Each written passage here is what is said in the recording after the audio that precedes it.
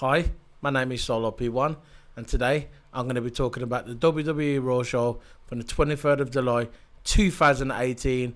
And yes, it is now the 30th of July 2018. So, this show, what I'm about to review, is 1 week old.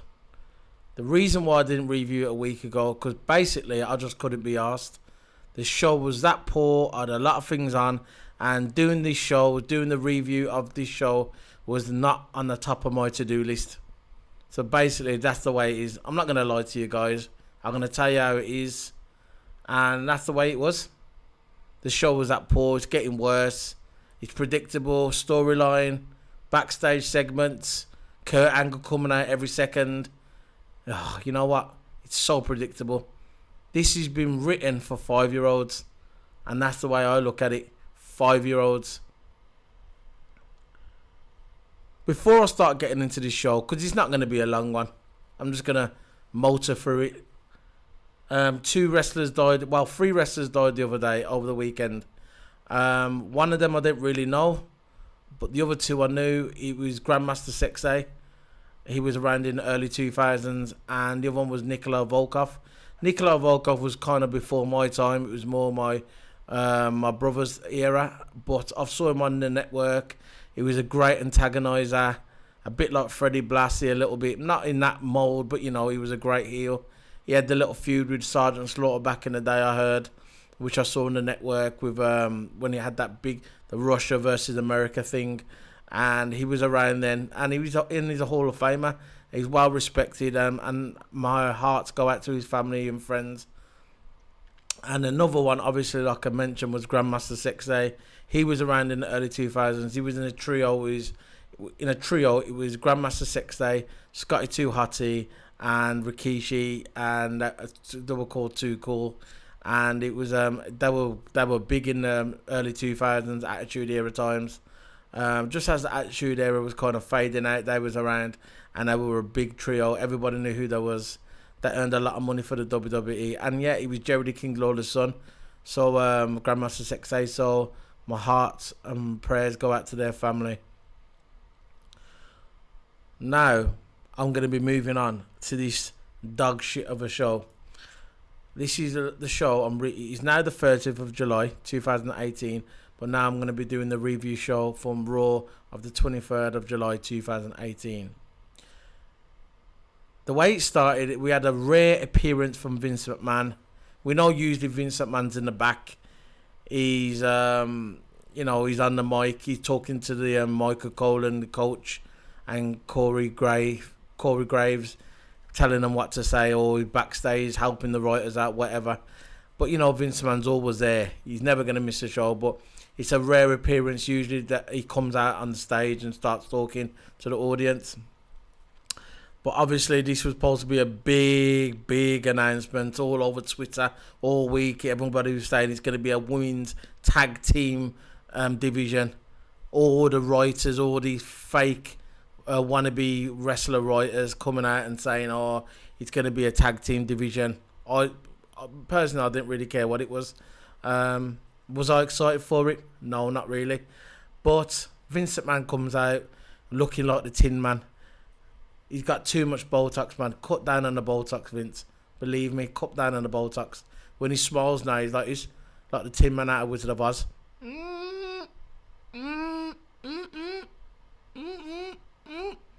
That's what he looks like, Vince McMahon.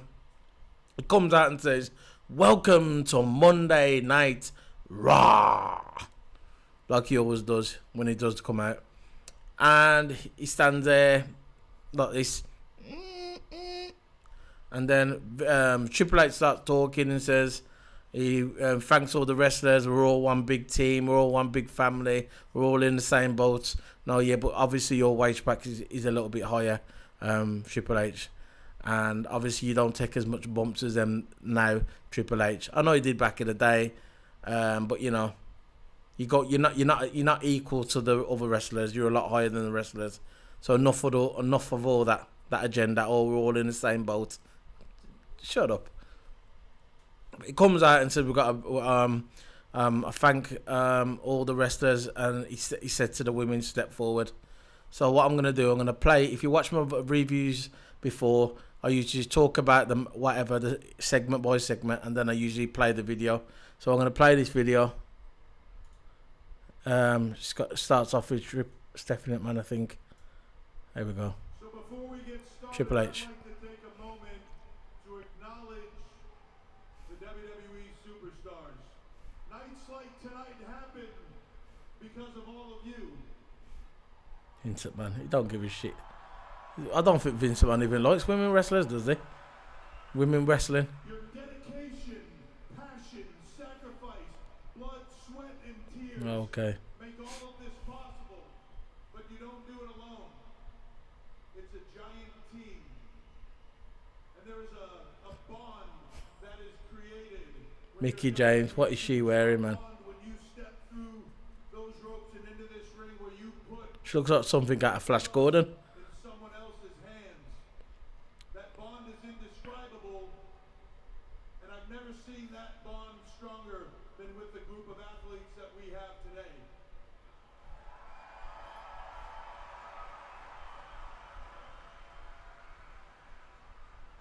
I'd like to ask all our women to please step forward on the stage.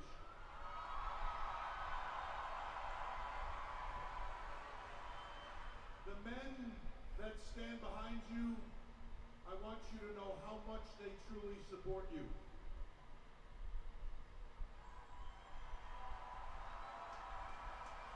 Good Vince McMahon. Can't wait to get off the stage. He don't care about the women wrestlers. Never has. Well, you already know how much they support you. They show you every single night. Fake Stephanie. They have supported you since day one, through history, through all of it, every moment, every first, from the first Iron Man match, to the first Money in the Bank ladder match, to the first Hell in the Cell, Royal Rumble, Elimination Chamber. They have supported you through all of it. Right through to every single main event that you have worked so hard to earn. We have stood in awe watching you. Some of us with a tear in our eye. Okay. As you have stolen the show again and again.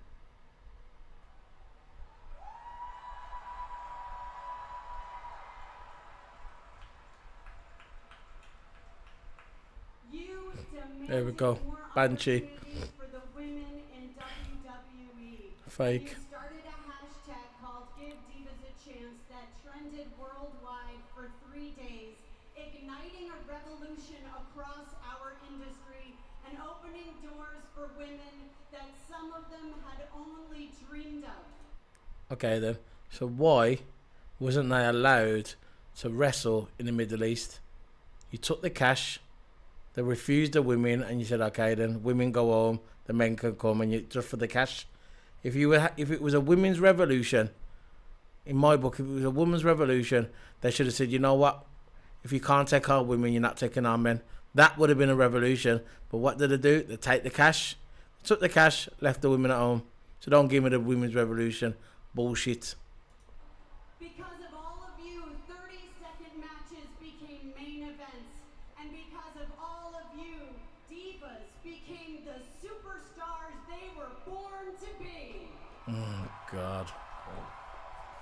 I'm gonna throw up. Because of all of you, we are able to stand here and make another first ever announcement.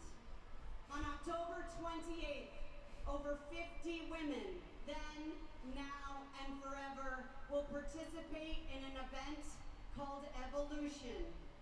And that event, I am privileged to announce, will be the first ever all-women's pay-per-view. Oh God. Cares? A standing ovation here tonight live in Cincinnati as history. Okay. All women's pay-per-view. That was a big announcement. Do you guys care? No, because I don't care. Who cares? It doesn't matter. It doesn't matter. I know for the whole night they plugged it. Every 10 minutes they was plugging it. All women's pay-per-view. I don't really care. Women's Revolution. I don't care. I'm not sexist or biased against women. I just don't care about the storyline. I don't care. Where's it going? Come on, where is it going?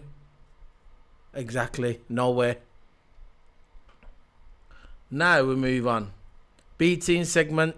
Don't care. Now let's move on. Elias segment. He comes out. He gets interrupted by Wyatt and Hardy. Basically, he gets interrupted by Wyatt and Matt Hardy.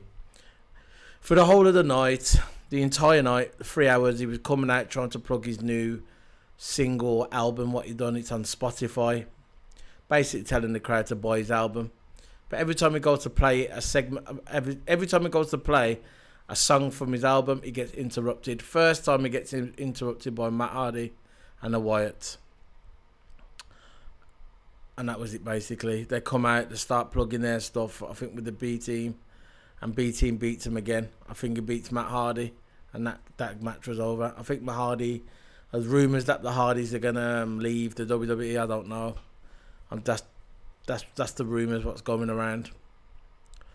Now, there was a backstage segment with Finney and Chad Gable. Basically, Chad Gable was standing there talking with Finn Balor. And he says that basically, I'm sick of taking orders from Baron Corbin. And, you know, same old shit. Still doing a thing with Baron Corbin, little Finney. I'm going to play the video because personally I don't really care for it. Baron Corbin I like, Finney I don't really care for. I think Finney should be on 205 Live. I've said this time and time again. If you think that Finn Balor is going to be the heavyweight champion and he's going to take the title and he's going to have a big run with it, you got another thing coming. It's not going to happen. Soon as they took his demon character away, it was over for little Finney. It was all over. There was money in that character. There was money in the demon character. I don't know why they took it away. Just like with the Authors of Pain, I had the manager that took them away. That was the look at them. Look at the Authors of Pain now. Ruined. Same thing with Finn Balor. The only thing good he had going for him was the demon character.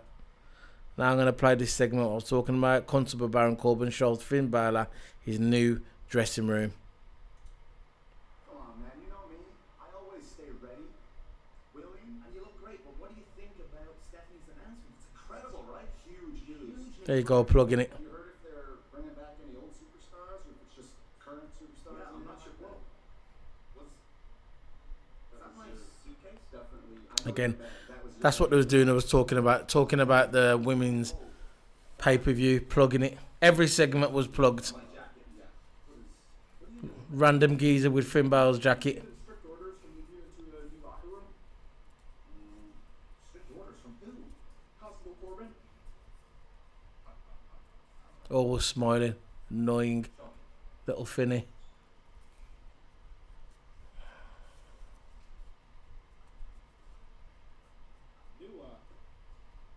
Look at him smiling. Little Wendy house. Looks like a little Wendy house. Taking a piece out of Finn Balor. And he's standing there grinning like a little idiot. Look, man.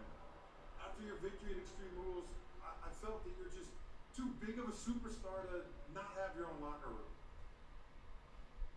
And I thought this was perfect for someone of your stature. You know what? You are a great constable. I've always wanted my very own Finn's Funhouse, so thank you. Fine. Enjoy your little funhouse. But get ready for your match tonight against Drew McIntyre. So that was over, finally. Now let's move on. Backstage segment with Sasha Banks and Bayley. There was going over last week where Sasha Banks said that she loved her best friend. Everybody thought it was going to be a lesbian scene. I don't know. WWE not going to go that route, especially now. It's not the Attitude Era. They're not going to go that way. I know most of you guys out there was thinking, yeah, it's going to be a lesbian scene, but it's never going to happen. Not in this PC world, not in this PG world we live in. It's never going to happen. So I'm going to play the backstage segment now. I'm going to play it between it's Bailey and Sasha, and they're going over what happened last week.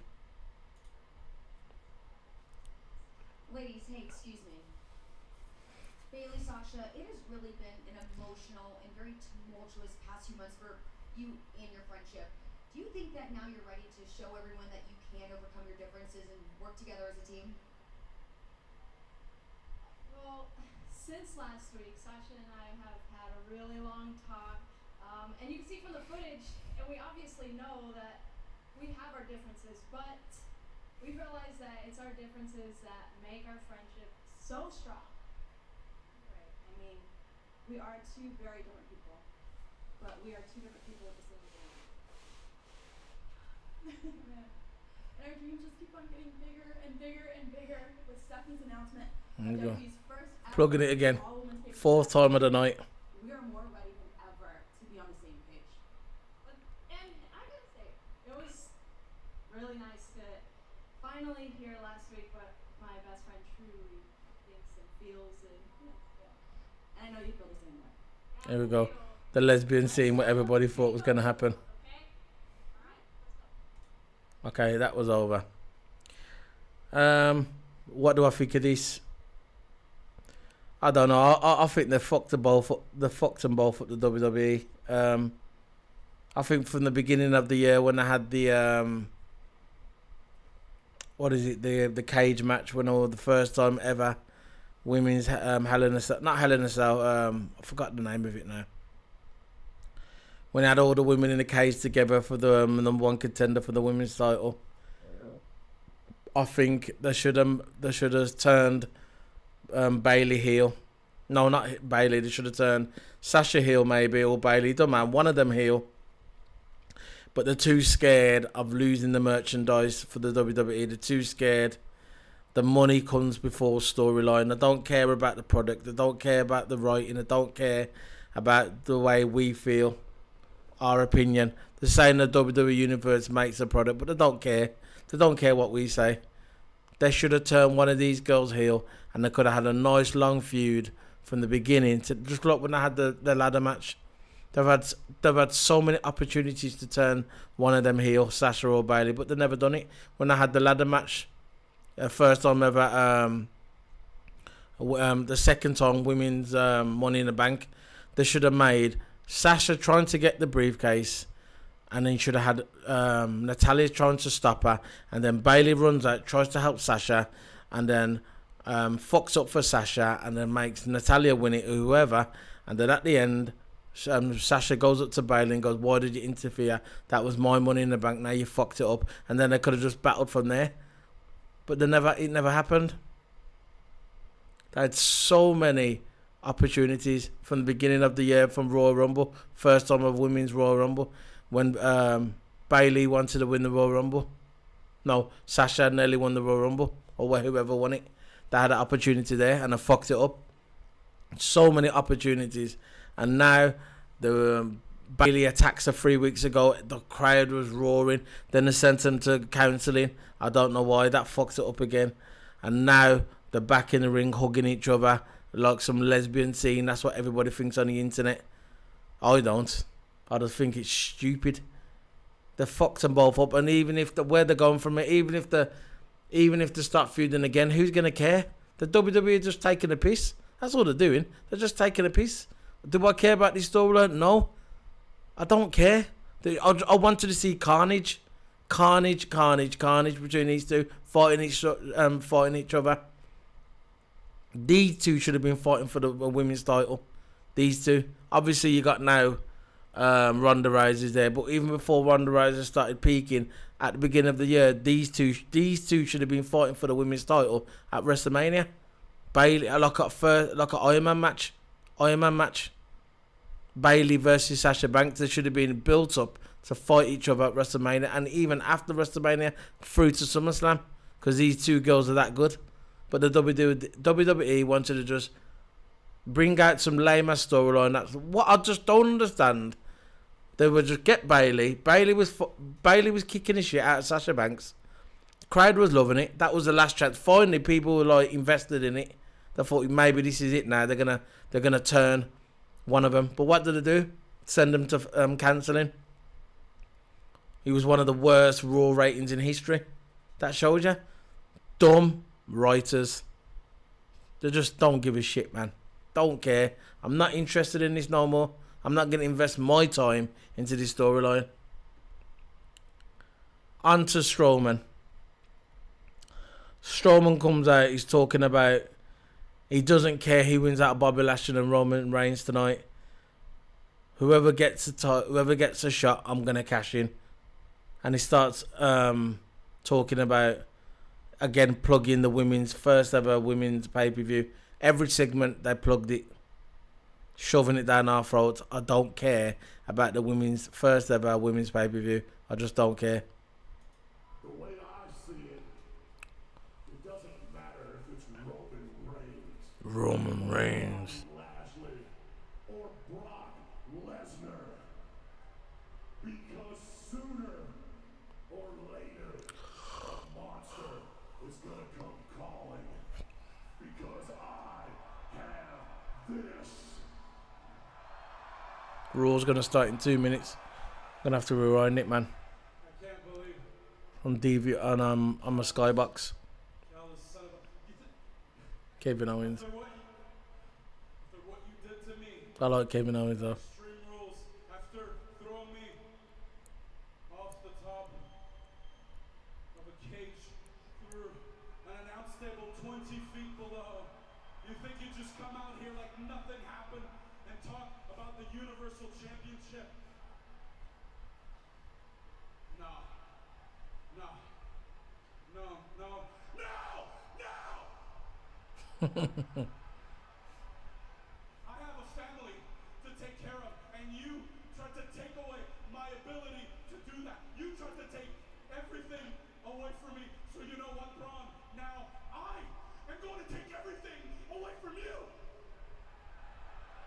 Why don't you haul your ass down here and try? Yeah, you'd like that, wouldn't you? Well, guess what, Braun? I won our steel cage match at Extreme Rules. I won!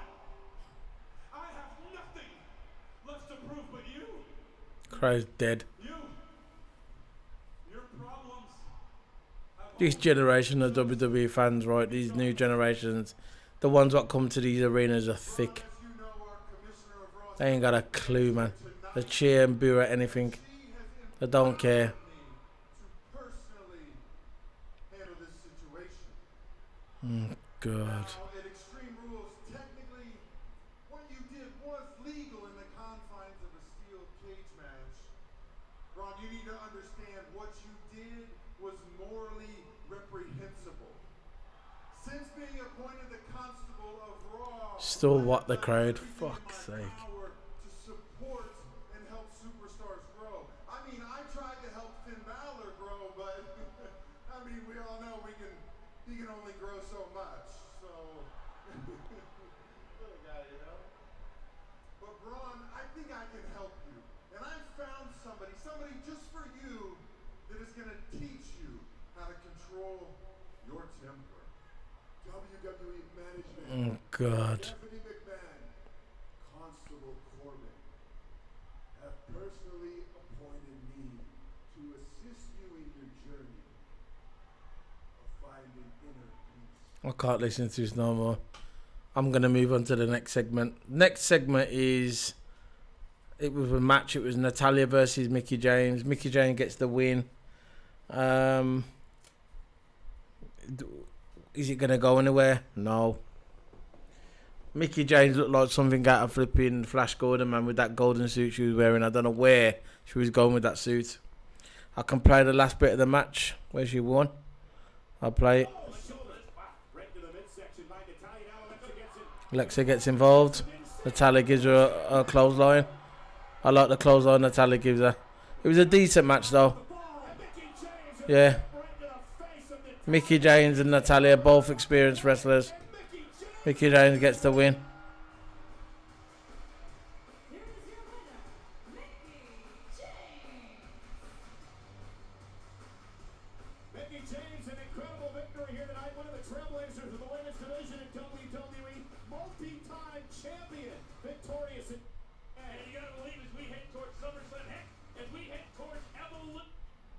Right.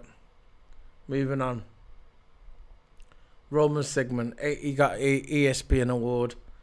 The award I've never really heard of.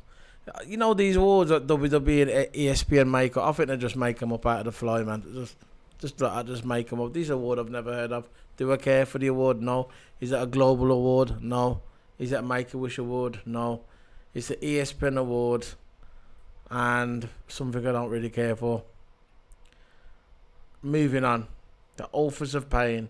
How the mighty have sunk. They were probably one of the best tag team in NXT history.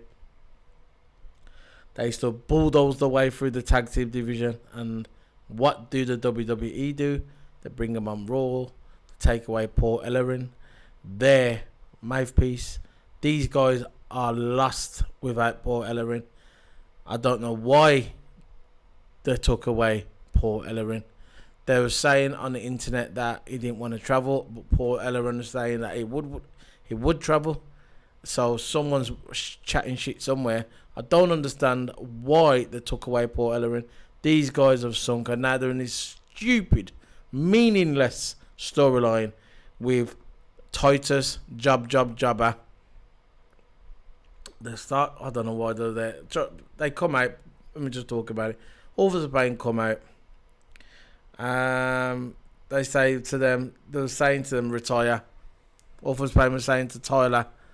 They're saying to him, I don't know, fucking, what's the name? Titus O'Neil. They're saying to them they should retire. They're stupid. Authors of Pain of the future, whatever. But basically, that's all. Who cares? That's what they were saying to him. So before the segment, they had a match with Tyler and Mojo Rawlings. No, that was after. But they come out. Titus O'Neil was saying, "Sorry for the fuck up. I'm looking at my notes, and I just don't really care. My brain's going to sleep. I'm disinterested with all this." And yeah, they come out and says, "You should retire." And to Titus O'Neil, and I forgot the other guy's name. And they said you should learn some respect. And the same old shit, because I've been here a long time. He goes, Titus O'Neil helped me with my family. The WWE helped me with my family. Orlando Jordan, I think he's Jordan, is it? I'll play it for you. Forgot his name. See, that's how much I don't care. Titus O'Neil and the other guy.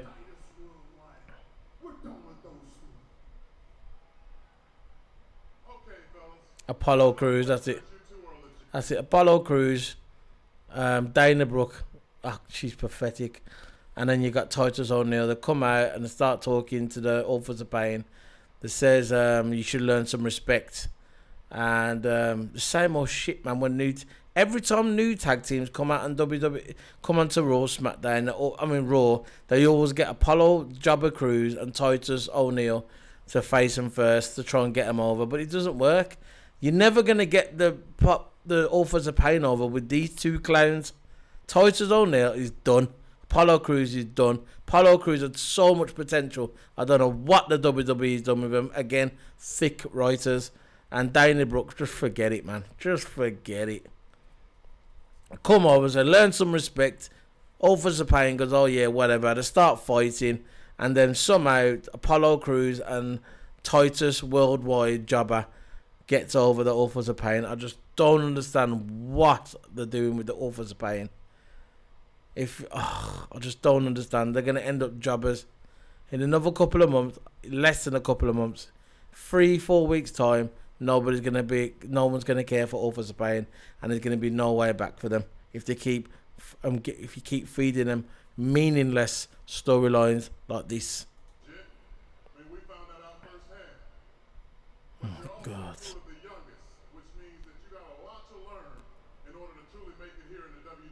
You never made it. You never made it. Ladies and gentlemen, there's nothing wrong with falling, right? We all fall down. Maybe not to the level that I fell down at the greatest World Rumble. No. But I got back up. Let me explain something to the two of you guys. He talks. Alright? Ever since I linked up with Titus, I learned quickly why he was named Father of the Year. This man helped me get on Raw, helped me put clothes on my daughter's back with merchandise, and he showed me what it means to be an asset to my community. It's for you me to show him some respect. Titus has been in the WWE a long time, and he's seen a lot of so-called talent come and go. But he's still here. So that means he knows something. And that something is a whole lot more than either of the two you know. Oh, God. To be straight up, if either of you had half the class that Titus does, not only would you be champions, but you'd be championship quality people as well. Maybe they don't wanna. You know what? Maybe we spoke too soon. There is something that Titus can do for us. He can walk away and retire. Yeah. You know, sometimes in life, in order to teach people a very valuable lesson, they gotta get. Oh! And Titus and Apollo going right after Authors of Pain! And Titus Worldwide, despite the fact they've been knocked down a couple of times by Authors of Pain, have come out here tonight and taken it to Akam and Razor. Well, that's certainly one way to teach a lesson. And Titus and Apollo are standing up for themselves. Again, getting over the new talent. Pointless. Moving on. Nearly there. Nearly finished. Can't wait. Backstage segment with Kevin Owens. Kevin Owens, Stephanie McMahon, Kurt Angle, and Baron Corbin. Kevin Owens said he wants to fight against Braun, and if he wins, he wants his contract. So basically, I'm going to play this video. Before you go, I wanted to bring Kevin Owens over here and see how you want to address this Braun Strowman situation. First, I have to ask you, Kev. I mean, I was watching. Are you okay? That was unbelievable. Yeah, I'm not well, Stephanie. I'll be honest. You know, the doctors and the physical therapists, they've been great to me, but life's been hard with this Braun Strowman vendetta against me. A vendetta, might I add, that he has willfully and gleefully allowed. Yeah, Kurt's really let this thing run out of control, and this anger management thing, it didn't work. Now, you know what Braun Strowman did at Extreme Rules? Throw me 20 feet from the top of that cage. That was wrong. It wasn't just wrong, it was dangerous. It could have ended my career. You know, but Braun Strowman tried to take everything away from me. All I want is a chance to take everything away from him. Kurt Angle standing there. He's laughing, man. Yeah, I do. At SummerSlam, under one condition. If I win, when I win, and when Braun Strowman loses, I get the Money in the Bank contract. And I'm saying, it doesn't matter how Braun Strowman loses. It doesn't matter if I pin him, if he taps, if he gets counted out, if he gets disqualified. Regardless of the way he loses, I get the Money in the Bank contract. That's absurd. Actually, Kurt, I kind of like it. Congratulations, Kevin. Got your match. You can.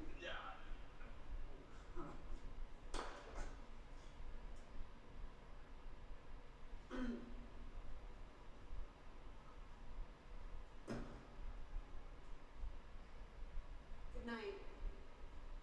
Bye. Have a safe trip. So that was that. Kevin Owens said he wants to fight Braun Strowman, and when he wins, he wants his Money in the Bank contract. Do I think Kevin Owens is going to beat Braun Strowman? 50-50. Maybe they're waiting for Braun Strowman. Maybe, I don't know. Maybe they're not going to pull the trigger yet on Braun Strowman. I don't know. You never know with the WWE. That can change on a dime. So that's my thoughts on it. As you can see, I don't really care. So let's move on. The next one is Tyler versus Mojo Rawlins. Mojo Rawlins wins. Next one, Drew versus Finney. At the end, it wasn't really a good match. There was a fuck up at the end.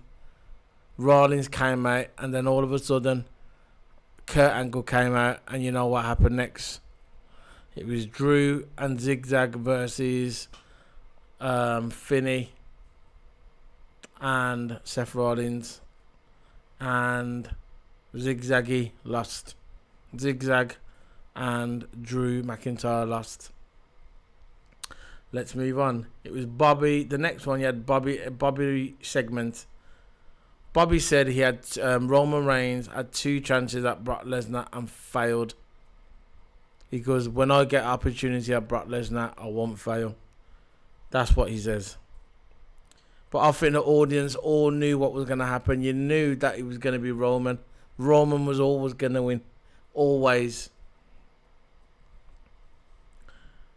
Then there was another recap about the women's revolution, the women's first ever pay-per-view. And then we had a match versus Liv versus Amber Moon. Amber Moon beats Liv Morgan. I don't really care. Let's move on. Then there was a backstage segment with Seth Rollins saying he just came back from Kurt's office and he's going to announce a match for SummerSlam. Actually, that was the Liars. Let's move on. Let's play it. There it is. Sorry.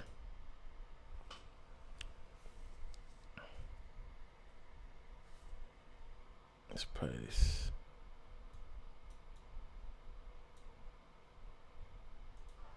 Seth, we got word that you've been meeting with Kurt Angle, and by the smile on your face, I can tell the meeting went well. Oh, Mike, this whole night's been going well, man. We started off Raw, the announcement of the first all-women's pay-per-view. The evolution is real. I'm so stoked for those girls, so proud of them. Then I just got to pin Dolph Ziggler, and yeah, meeting with Kurt did go well. He gave me a match for SummerSlam. Great night, man. Seth, what's the match? Oh yeah, almost forgot. Me versus Dolph Ziggler for the Intercontinental Championship. Again. So it's going to be Dolph Ziggler and Seth Rollins for the 3rd time in less than 2 months for the Intercontinental Championship. This should be a ladder match. They should try and replicate Shawn Michaels and Razor Ramon like they did at SummerSlam. I think it was SummerSlam 95. One of them. SummerSlam 95. Or yeah, it was SummerSlam 95 or SummerSlam 94, one of them. When I had Razor Ramon versus Shawn Michaels in a ladder match. They should try and replicate that. Will they? I don't know. They should though. Two good wrestlers really in the prime. SummerSlam second biggest pay-per-view of the year. That's what people say. My second favourite pay-per-view of the year is Royal Rumble. Actually, Royal Rumble was my favourite. I'll take Royal Rumble over WrestleMania. But people say SummerSlam's the second. I wouldn't say that. Not in my opinion. But anyway, they should try and replicate that. Have a ladder match. Dolph Ziggler and Seth Rollins. They haven't really.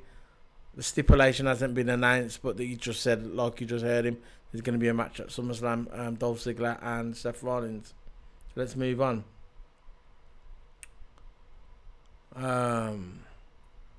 Bobby versus Roman. I'm not even going to really talk about this match. The match was poor. Bobby Lashley looks like he needs a few more matches before he starts getting hit in the big time. Before he starts getting in main events at pay-per-views. Maybe a couple more matches, then he'll be fine. Before I start getting into it, everybody knew Roman win. It's that Roman won the match. I should have done this video last week, but by now everybody knows the outcome, the winner of the match. I think Roman. I don't know. I just can't see Roman versus Brock Lesnar again. I just can't see. I just got a feeling somehow maybe Bobby Lashley's gonna get back in there. I think it should have been Bobby Lashley. Bobby Lashley should have beaten. He should have won. He should have beaten Roman Reigns. I don't know if WWE have lost. He don't trust Bobby Lashley yet. I don't know. but it would have been great. Bobby Lashley versus Brock Lesnar. That would have been a great match. Not a Shawn Michaels or Bret Hart match, but you know what I mean. It's one of them Titan versus Titan, and it. Two guys in the prime. A match what really a lot of the WWE fans wanted years ago, but obviously they weren't in the company at the same time. When Brock Lesnar left in 2004, Bobby Lashley came into the WWE in 2005, and he was like the black version of Brock Lesnar. It should have been. To me, it should have been. It still could be. Maybe it's going to be a triple threat match: Roman versus Bobby Lashley versus Brock Lesnar. And maybe Brock Lesnar's not going to get pinned at SummerSlam. Maybe Roman or whoever. Maybe Bobby Lashley's going to pin Roman. This is what I think is going to happen. I think that's going to be SummerSlam is going to be a triple threat match. I think it's going to be Bobby Lashley, Roman Reigns, Brock Lesnar. I don't think Brock Lesnar's going to get pinned. I think he's going to lose his title, but I don't think he's going to get pinned. These are two ways it's going to go. I think he's not going to get pinned. And Bobby Lashley is going to pin Roman Reigns, win the title, and then Braun Strowman's going to come down and cash in, beat Bobby, and get the title. Or there's another. That's the way I think it's going to go. Or the other way is somehow, Bobby Lashley and Roman Reigns get disqualified. Brock Lesnar retains his title, and then when he has that fight at UFC. Maybe he's going to come down with the Raw Universal title. Maybe at the UFC. That's either two ways it's going to go. But I think it's going to go with the first way I said. Where you have Bobby Lashley, Roman Reigns, Brock Lesnar in the triple threat match. Bobby Lashley pins Roman Reigns. Gets the title. And as soon as he gets the title, Braun Strowman comes out and cashes in on Bobby Lashley, and then you can start a feud there. Bobby Lashley versus Braun Strowman. That's the way I'm going. And that's it really. Agonising review. I didn't want to do it. I'm just so tired now. I've got to go and watch Raw now. I'll probably watch a bit of it, about 20 minutes of it, and then I'll go to bed. I had a long day. I've had a busy week all last week. New week starting now. I'm going to try and get these videos out there. I've done my if you watch my I uploaded a video yesterday, the Hungarian Grand Prix qualifying and race day review, which I've done that on Sunday, so you can look on my channel for that. I'll be streaming some games this week. I haven't been streaming lately for the past couple of weeks because I've been busy trying to get more content out there. I've done an unboxing and review of my Fanatec wheel, drift Fanatec wheel. I've done an unboxing and a final thoughts video, so you can see that on my YouTube channel as well, so look out for that. So that's it really. This is the WWE Raw show from the 23rd of July 2018, and follow me on YouTube, Solo P1. Follow me on Twitch, Solo_P1. Follow me on Twitter, Solo P1, and on Instagram, which I forgot to put it down there, but my Instagram is Solo_P1. Thank you very much, guys. Solo P1 signing out. Bye.